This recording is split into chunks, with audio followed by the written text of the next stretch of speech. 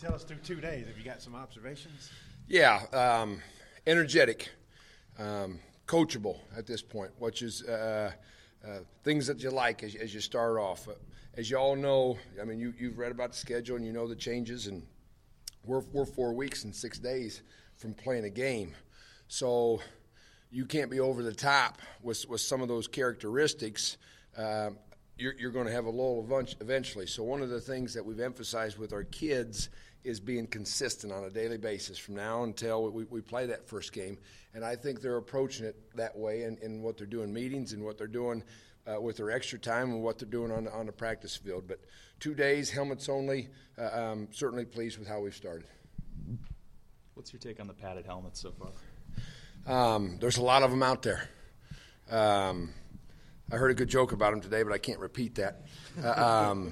You know, it's the world we live in today, and these kids and men and everybody that plays this game, it's a choice that they play it with, but it's our responsibility to protect them.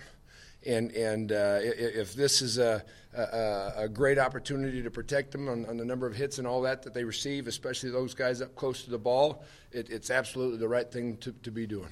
You got a lot of freshman D-backs. What are your initial impressions of those guys? There is a lot of them too, just like pads on the helmet.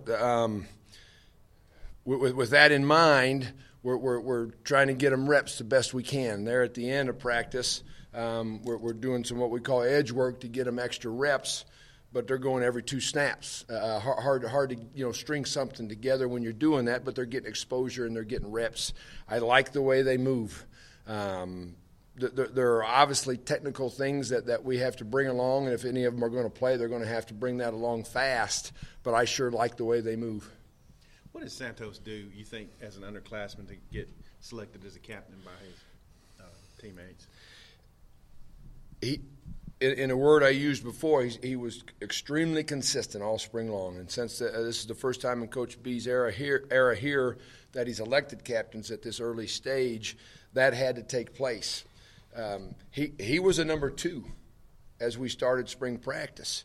He earned the number 1 spot by his level of play, by doing things right and being productive. Everybody saw that. Everybody saw a guy that had a great demeanor every day on the practice field. Everybody saw a guy that was chattering on the field, communication-wise, and talking to his teammates in the locker room and in the meeting room. Those things are the things that don't go – I mean, you're very aware of that. They don't go away. And when it comes time to casting a vote, you want a true leader that's going to be in front representing your football team, and they knew that about him. Did you detect a little something from him this summer that you saw he's taking the reins with this? No, I detected it in the spring. Mm-hmm. So to go along with that consistent play, our spring practice schedule, as you know, was meet, practice, et cetera, all the way through. When we practiced on those days, I stayed after and watched the practice film. Santos stayed with me every night, and sat in there listening to me talk out loud about everybody on the field. It wasn't sitting in there to individually be critiqued. It was in there to learn the defense. So I knew what direction the young man was moving back in February and March before he even got to that elected position. Do you have a number 1 at the DN spot opposite Sosa?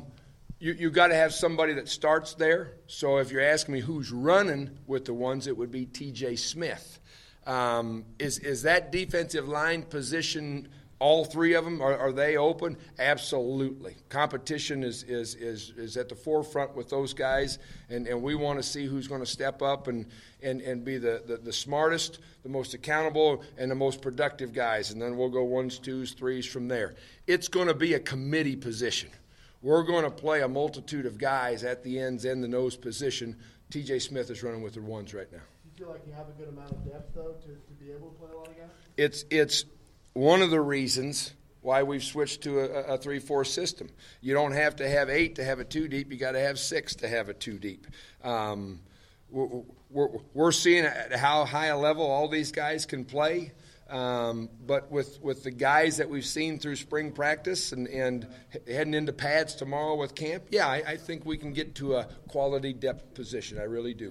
Kevin Richardson, kind of where does he fit in nickel and where else? haven't played any nickel yet. Okay, we'll begin playing it tomorrow.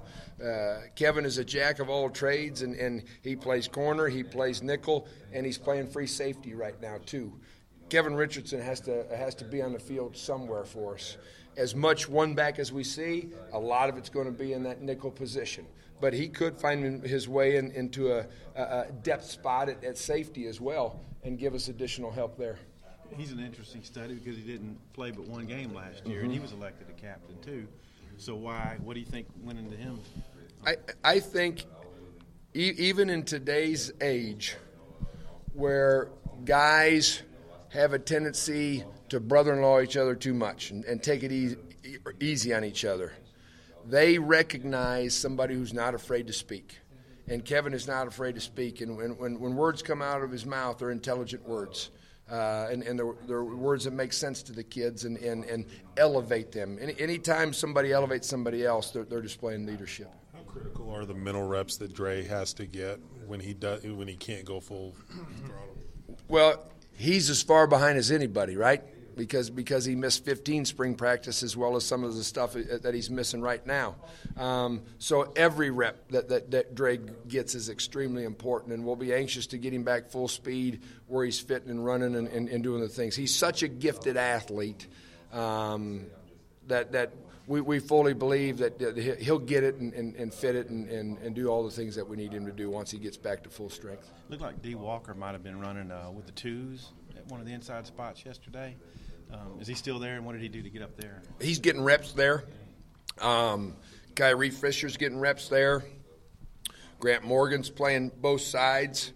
Dre's sitting out some of that, so D's elevated a little bit. But I would not say D. Walker's the number 2 will linebacker right now. But we're trying to figure out who is, and in that process, he's going to get reps.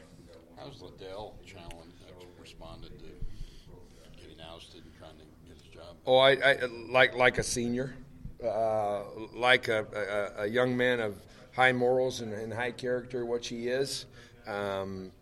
With Josh's intelligence, we're being able to play him at both spots right now. So he and Reed Miller are rotating back at fourth and free and strong to add to our depths at both set spots. There's not a bat of an eye of how he's reacted any way other than positive. What are your early impressions on Dylan Hayes on the defensive side now? Really liked what he's shown without pads on. And it's hard to get excited, truthfully, about any position without pads on, but especially the guys up front. Until the pads go on and you got to do all that with true banging going on. But everything that we've asked without him, he's certainly done. That's exciting. You think Sosa's positioned to take it to another level this season?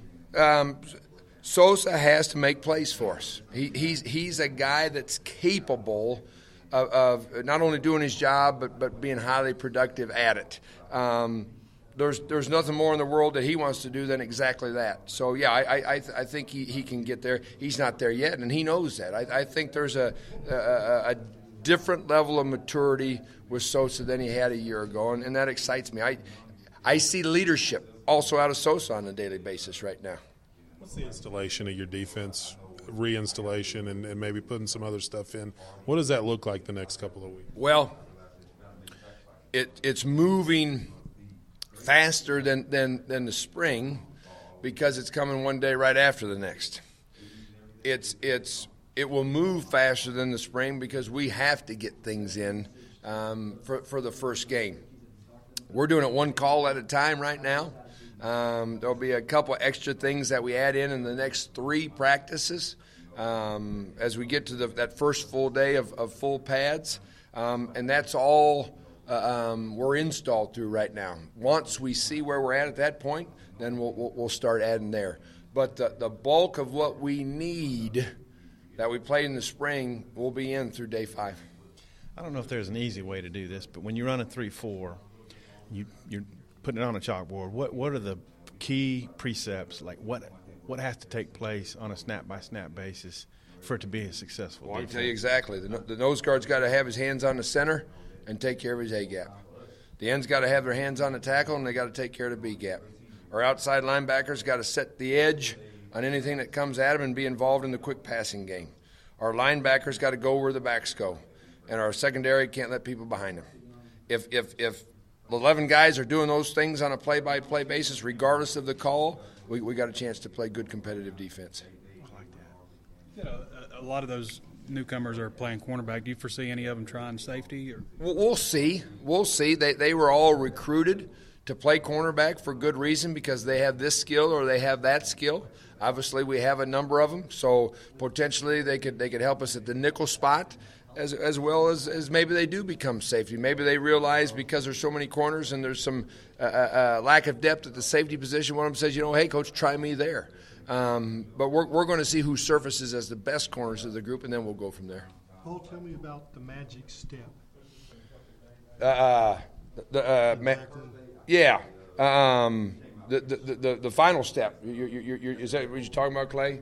So, when we teach tackling, the number one thing, you're getting back to the pads on the helmets, is we want to keep the eyes up. We want to keep the headgear out of tackling. So to be a great tackler, I got to take my hips all the way to the ball carrier, and to do that, I got to take the extra step, and I want to get to the point where I'm stepping on his toes, which brings my hips all the way to the ball carrier. To practice that without pads on, one of the things we work on is like people used to play in their backyard touch football, is we play two-hand touch, but we do it with our palms up, and we do it below the waist. And in instituting that puts us in a great tackling position to execute a form tackle, and we'll carry that over once we get into the pads where we're actually thudding the ball carrier up. But I heard that phrase today. Right. And we put in a team tackling drill, an open field tackling drill with the use of shields to play great defense without any scheme or any specific philosophical things. We got to play as hard as we can, and we got to tackle great. If we do those two things along with being intelligent, being smart with our defense, we got a chance again to play good competitive defense. Now that you've seen the pieces, I know you guys haven't put the pads on, but how good do you feel about the pieces you have on defense? Well, I'll put it this way. I love our group. I love the room, okay? The fact that we don't have any stars in that room doesn't bother me, doesn't concern me. Our kids understand that, okay? And they know they got to do it as a group. And if this guy has to step up because of this takes place, or three guys got to play this position to give us the best opportunity, that's exactly what they'll go out and do. As we continue on through training camp and get a better feel for who can be productive as we do that, I'll be able to answer that question with a little bit more thoroughness. I know Kyrie Fisher's just a real young guy. What do you thought of Kyrie so far? Well, he's big, he's strong, he's fast, he can run, needs to add to the knowledge, he needs to acquire more knowledge so he can take those traits and play that way from snap through the whistle. Thank you, gang.